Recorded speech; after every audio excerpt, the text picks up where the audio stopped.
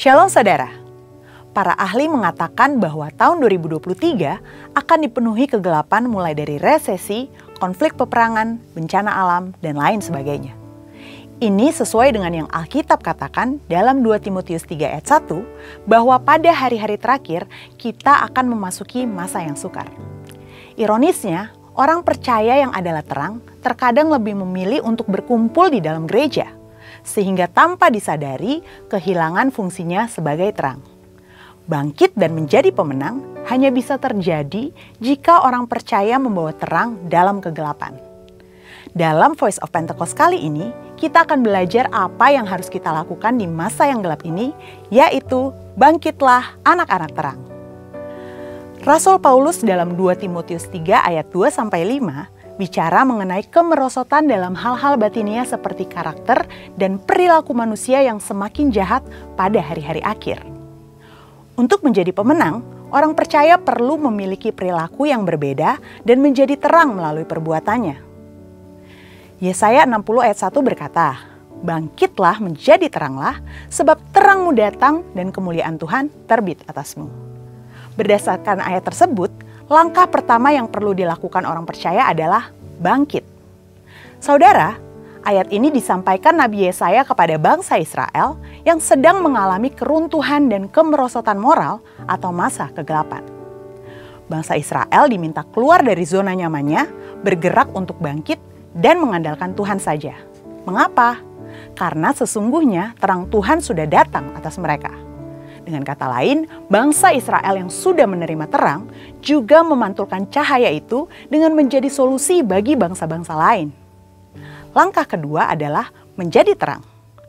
Hal yang perlu dipahami di sini, baik bangsa Israel pada masa itu ataupun orang percaya masa kini, bukanlah sumber terang itu. Sama seperti bulan yang memantulkan cahaya matahari bagi bumi, mataharilah sumber cahaya itu. Tuhanlah sumber terang bagi orang-orang percaya. Untuk dapat menjadi terang, kita harus ada dalam cakupan sumbernya, yaitu Tuhan sendiri. Bagaimana kita ada dalam terang? Dengan menyelaraskan pikiran dan kehendak kita sesuai dengan pikiran dan kehendak Allah. Dengan merubah fokus hidup dari dunia kepada Tuhan. Hasilnya, kemuliaan Allah dapat terlihat dari perkataan, tindakan, dan perilaku sehari-hari. Keteladanan adalah salah satu cara yang efektif untuk menjadi berkat terang bagi dunia. Alkitab menuliskan Daniel, Sadrak, Mesak, dan Abednego menjadi teladan bahkan saat mengalami ancaman. Mereka memilih tetap percaya dan beribadah hanya kepada Allah. Hasilnya, Raja Darius dan Raja Nebukadnezar mengakui Tuhan Allah mereka sajalah Allah yang benar. Bagaimana dengan kita saat ini? Matius 5 ayat 14 mengatakan, "Kamu adalah terang dunia." Kemudian dikatakan di ayat 16, "Demikianlah hendaknya terangmu bercahaya di depan orang, supaya mereka melihat perbuatanmu yang baik dan memuliakan Bapamu yang di sorga." Namun, hal ini tidak terjadi dengan begitu saja. Kita yang masih hidup di dunia ini masih menerima pengaruh dari dunia ini.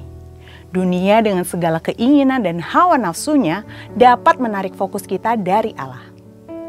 Saat kita menjadi terang, Tuhan akan membawa promosi bagi anak-anaknya karena orang tidak menyalakan pelita lalu meletakkannya di bawah, melainkan di atas sehingga menerangi semua orang. Di sini kita belajar satu paradigma yang baru. Sebagai anak-anak terang, kita tidak fokus mengejar kesuksesan dengan bantuan Tuhan, tetapi karena kita sudah menjadi anak-anak terang. Terang selalu ditempatkan di atas dan bukan di bawah. Konsekuensi kita ditempatkan Tuhan di atas, kita perlu hidup sungguh-sungguh sesuai dengan kehendak Tuhan.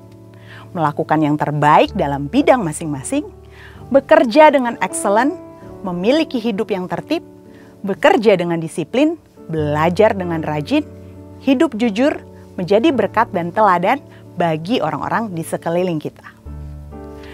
Rasul Paulus mengatakan dalam 1 Korintus 11 ayat 1, "Ikutlah teladan saya, seperti saya pun mengikuti teladan Kristus."